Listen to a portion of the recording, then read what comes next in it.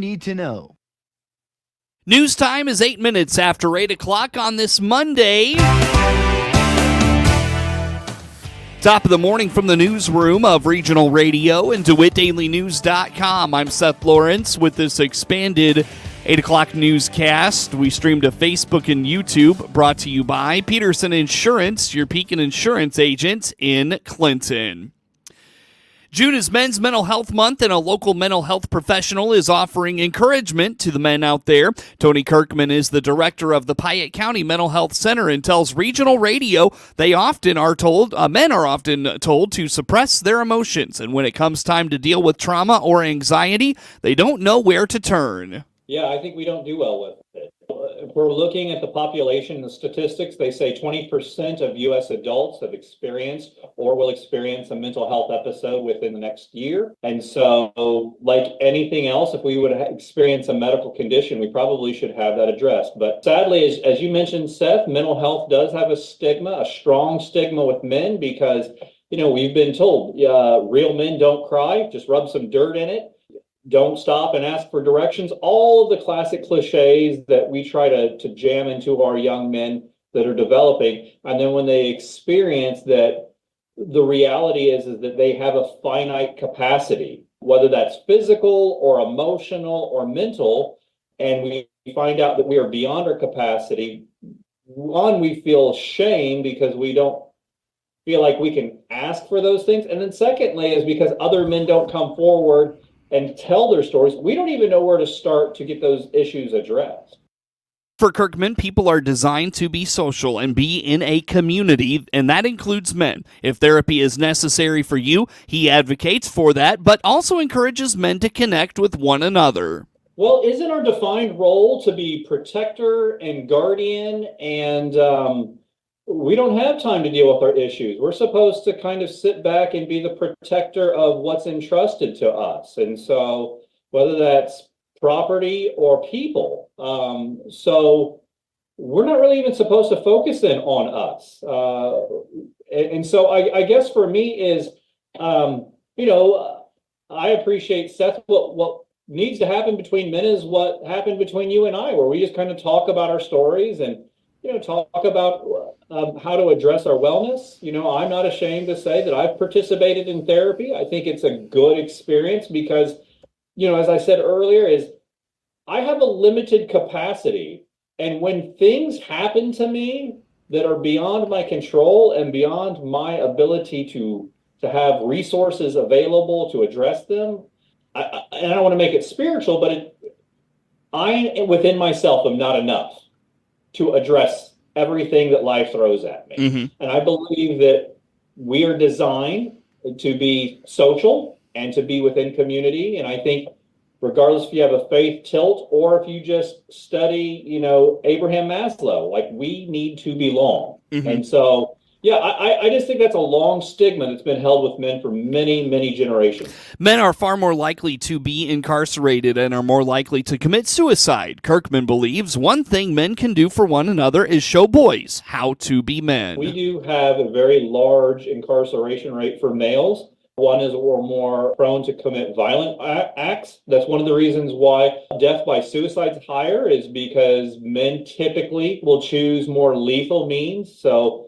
not cuts on the wrist or a mouthful of pills. It's step out in front of something that would lead to an ultimate demise. But the incarceration again, and looking at it through a diversity lens too, is it is concerning. Why is one of the largest populations of our penitentiaries African American men?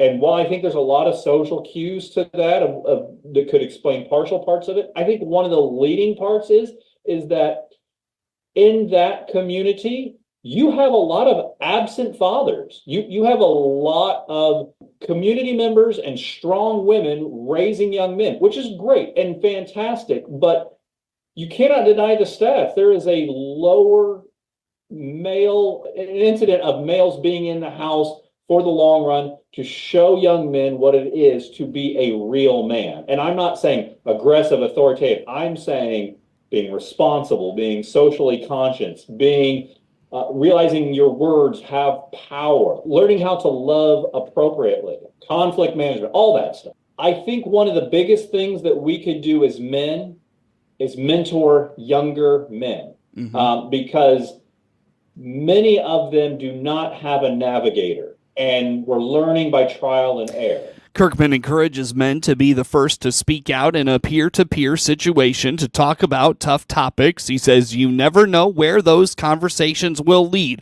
Learn more about the Piatt County Mental Health Center by visiting PiattMHC.org or find the Piatt County Mental Health Center on Facebook.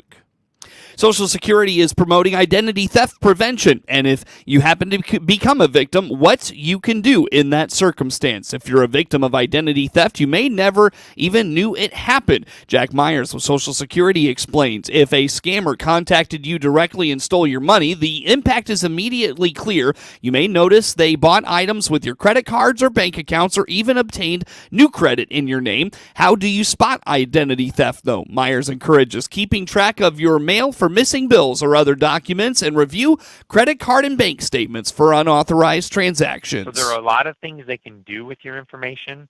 And, how would you spot this sort of thing?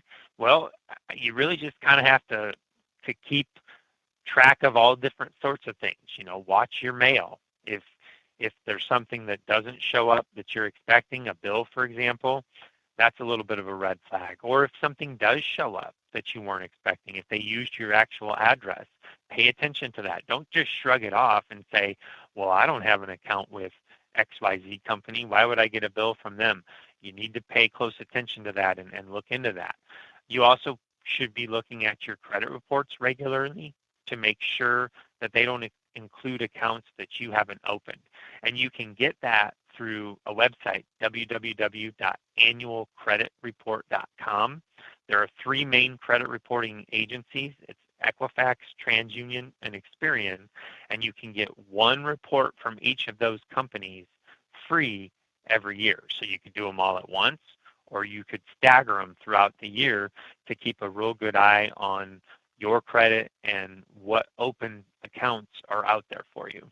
No plan is 100% foolproof, but there are steps you can take to minimize the risk of becoming a victim of identity theft. Myers recommends protecting documents that contain personal information and ask questions before giving out your Social Security number. You should report any fraud to the company where it occurred and be wary of calls or text messages that come from them. If possible, initiate all contact yourself. You can contact a credit bureau to place a fraud alert on your credit report. Additionally, file a complaint with the Federal Trade Commission at identitytheft.gov or file a police report. For more information on the Social Security website, visit ssa.gov and look for the publication Identity Theft and Your Social Security Number. Get news anytime from your computer or mobile device at DeWittDailyNews.com. I'm John Prater, your new country financial agent.